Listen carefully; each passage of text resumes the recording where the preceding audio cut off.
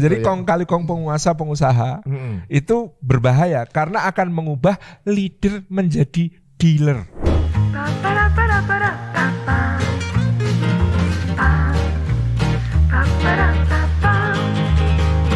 Ini harta negara.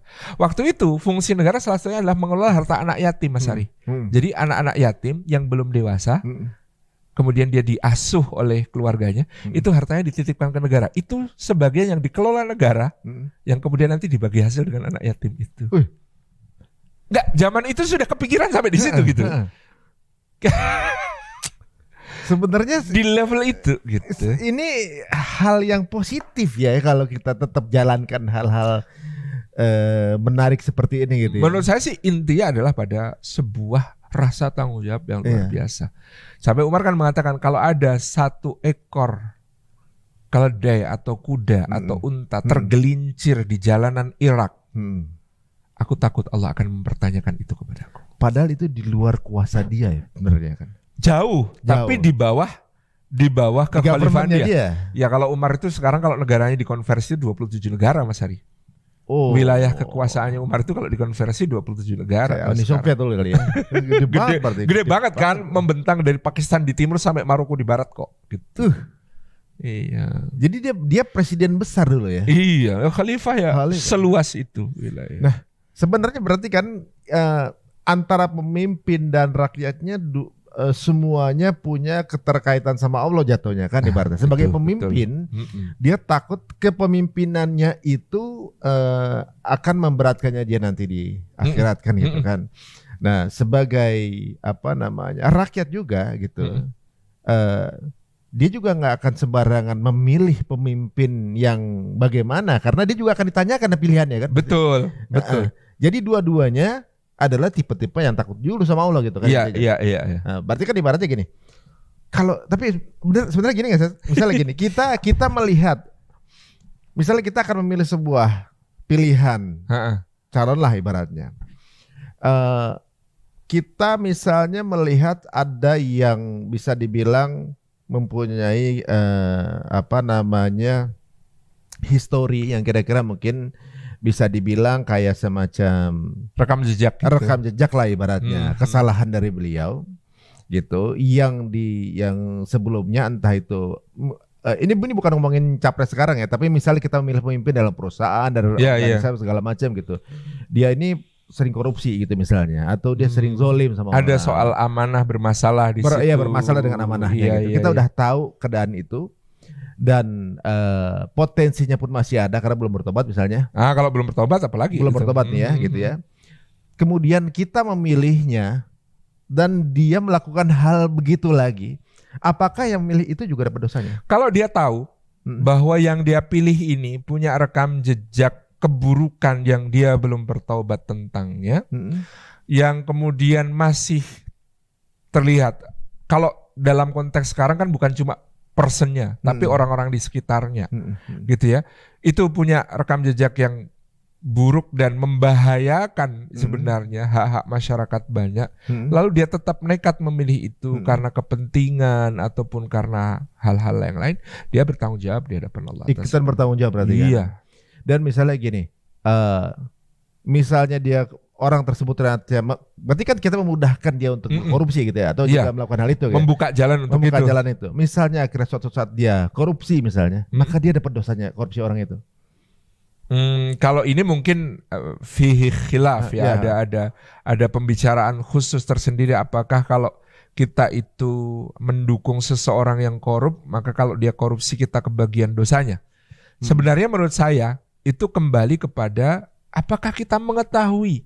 Kalau kita mengetahui yakin pasti dia itu nanti akan korup lagi, akan korupsi lagi. Lalu kita nekat milih dia, tanggung jawab dong. Iya. Kita memilih pemimpin yang buruk dong. Dosa yang ditimbulkan dari situ juga kita kena dong gitu. Tapi mungkin karena tertipu, karena gimmick-gimmick, dia nggak nyadar, atau karena kurangnya wawasan, mudah-mudahan sih diampuni. Cuman kalau sengaja, apalagi karena dia menikmati sesuatu dari kezaliman itu, misalnya ikut dalam dalam hal itu, ada pengusaha-pengusaha yang tahu wah ini pemimpin ini bakalan korup nih, tapi kalau saya dukung nanti dia proyek korupsinya saya kebagian tender nih. Nah, itu dosanya lebih besar lagi jelas. Gitu. Karena mempermudah hal itu terjadi. Dan ini teman-teman kadang-kadang kayak mohon maaf ya, apatisme politik karena tidak paham. Seperti mengatakan, siapapun presidennya kita tetap kerja-kerja sendiri, makan-makan sendiri, susah juga iya. Nanti dulu. Karena Anda tidak punya pembanding gitu kan. Karena Anda tidak punya pembanding. Karena kebijakan itu sangat kena di berbagai hal. Makanya kemarin kan sudah ada beberapa kasus kayak influencer, kayak selebritis, punya bisnis di dunia hiburan. Dulu nggak sadar ngendorse sebuah undang-undang yang kemudian undang-undang ini sebenarnya tidak melalui proses legal yang pembahasannya matang gitu ya. Tiba-tiba disahkan dan kemudian dia endorse karena waktu itu memang para influencer diajak untuk mengendorse undang-undang ini. Sekarang ketika dia tiba-tiba berdasarkan undang-undang itu pajak untuk usahanya dinaikkan sekian kali lipat, dia baru waduh gitu kan. Kita nggak sadar bahwa ditipu. Seseorang itu hidup dalam ikatan bernegara. Itu akan menerima segenap konsekuensi dari apa yang dia pilih. Dia memilih pemimpin yang punya kebijakan pro pengusaha. Ya kalau dia orang yang bukan pengusaha, dia akan dapat konsekuensi dari itu. Haknya sebagai pekerja akan seperti apa, dikurangin, tidak dijamin soal kesehatan. Karena pronya ke pengusahanya. Karena pronya ke pengusahanya. Pemimpinnya ini bikin kebijakan, bikin aturan tentang hubungan kerja, aturan tentang PHK, aturan tentang gaji, upah buruh, ya akan pro pengusaha dong. Menguntungkan pengusaha. Menguntungkan pengusaha dong. Misalnya ada capres berjanji untuk menaikkan pajak bagi masyarakat, tapi memberikan insentif untuk para pengusaha. Wow, win dong berarti pengusahanya. Ya kan pengusahanya win. Dunia usaha akan mendukung dia, tapi masyarakat kemudian kalau tertipu gimmick lalu memilih dia, kasihan dong nasibnya. Karena kebijakannya pasti akan pro pengusaha, memudahkan pengusaha, tapi mempersulit pekerja, memperberat pekerja. Gak sadar.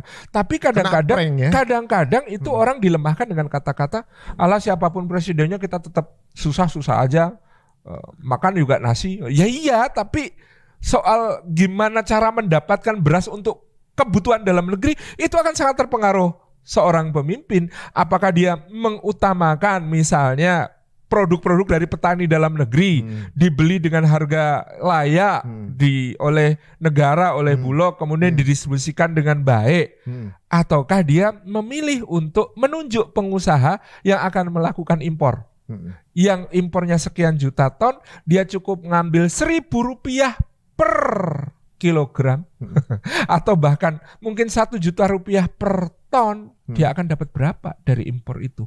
Wong impornya ratusan juta ton. Kan orang kadang nggak sadar gitu loh. Ini termasuk pembodohan orang yang selalu mengatakan siapapun presidennya kita akan sama aja. Siapapun nggak sama karena ada kebijakan-kebijakan pro-nya pro ke siapa. Bisa kena prank jatuhnya. Siapa yang dipajakin, siapa yang kemudian diberikan insentif, siapa yang kemudian UMKM diberikan kemudahan usaha, diberikan dana untuk mengakses sertifikasi halal untuk bisa dapat badan POM. Dan mana yang kemudian memberikan tender untuk suatu proyek kepada hanya perusahaan-perusahaan besar. Beda dong. Iya. Beda dong gitu ya. Ini kadang-kadang jangan sampai kita dinabubukkan oleh ucapan siapapun presidennya sama aja buat kita. Enggak sama.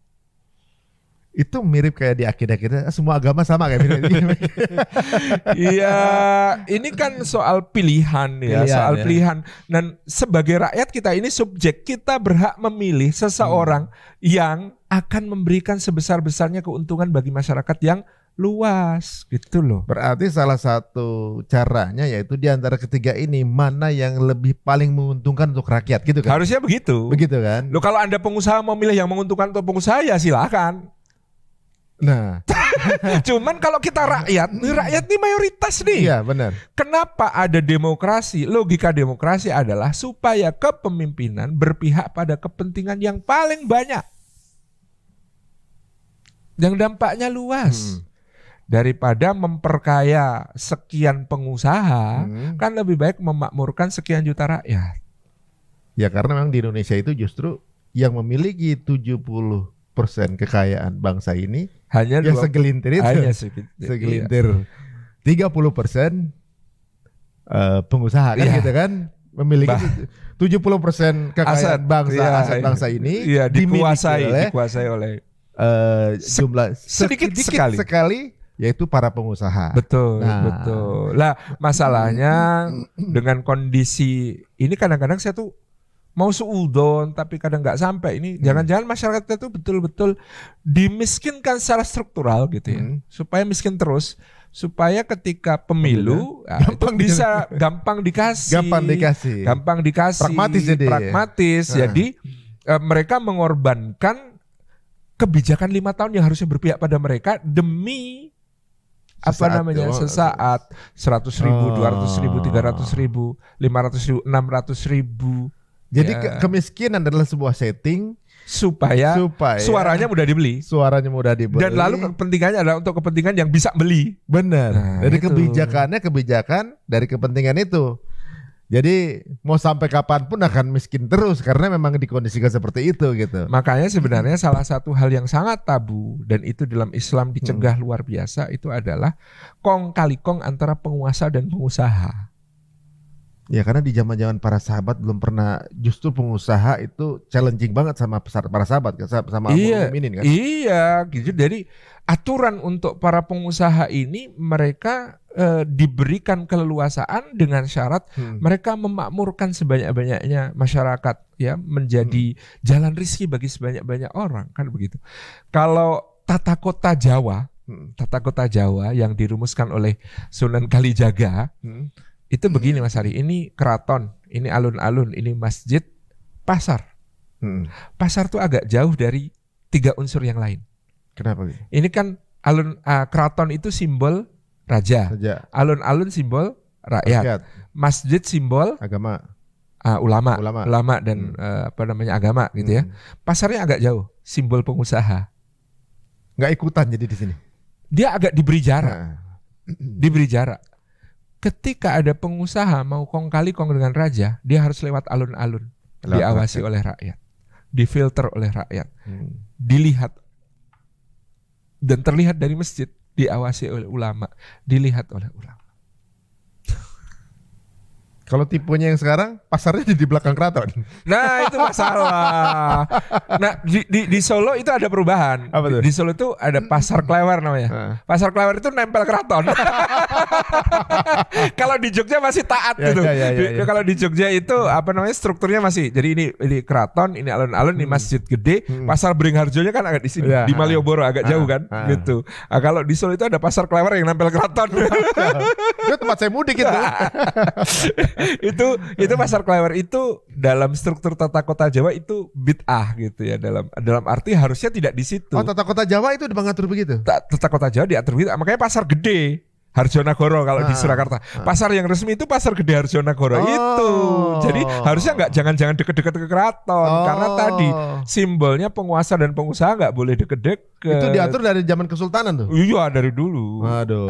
Kesultanan sendiri adalah sebuah ibarat tatanannya memang tatanannya harus begitu. Jadi kong kali kong penguasa pengusaha itu berbahaya karena akan mengubah leader menjadi dealer. Ya, iya kan? Sebenarnya leader apa dealer sebenarnya? Nah, kalau dia sebagai pemimpin berpihaknya bukan kepada masyarakat, tapi kepada kepentingan bisnis, kepentingan ekonomi atau bahkan kepentingan asing, maka dia disebut dealer kan, bukan leader. Berarti gitu. Treatment terhadap negaranya bukan seperti negara tapi seperti korporat. Bisnis. Jadi negara tuh dibisnisin. Iya. Jadi dia ngelola negara seperti bisnis pribadi. Benar. Jadi gitu. yang menjadi leadernya adalah dealer kepentingan luar untuk menginstal di Indonesia. Itu yang bahaya banget. Yang seperti ini kan konsep-konsep ke depan segala macam keberpihakan kepada rakyat kadang-kadang itu tertutupi dengan jenis kampanye yang pakainya gimmick. Oke. Jadi orang kelihatannya populisme ya, nyari pokok yang populer. Secara emosional aja gitu. Pendekatannya bukan secara misalnya kalau secara ideas gitu bisa secara kontestasi fair gitu ya. Nah, itu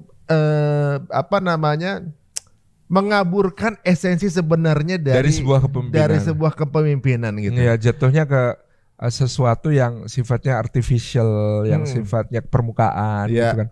Tapi memang kalau saya mengamati ya, pemilu Indonesia itu agak unik ya.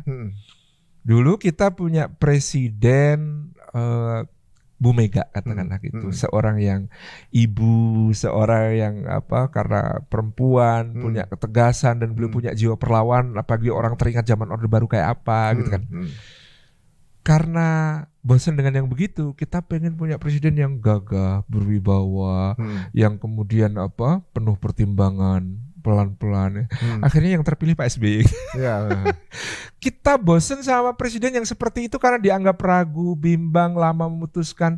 Maka kita kemudian tertarik pada yang merakyat, yang belusukan, yang kemudian tas-tas, udah gini.